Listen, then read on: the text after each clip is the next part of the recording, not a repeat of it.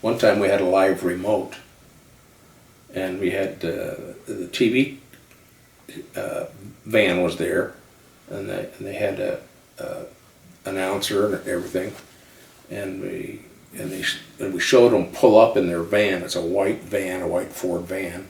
They said, "Here's the TV and all this stuff." And they had an announcer, and so then we flipped a car, and people were calling the TV station. They said, "What?" The TV station called their producer and said, "What is going on over there? People are calling, telling we're flipping cars and everything." Yep, that's what we're doing.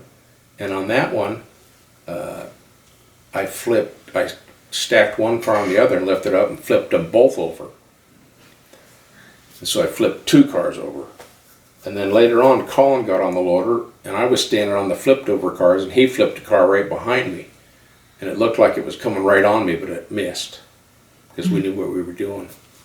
And then, near the end, I said, "Hey, there's that white van. What are those guys doing over there? Let's flip that one." And so he said, now he's looking at our van from the TV station. And we had another van that was very similar to that no one had bid on.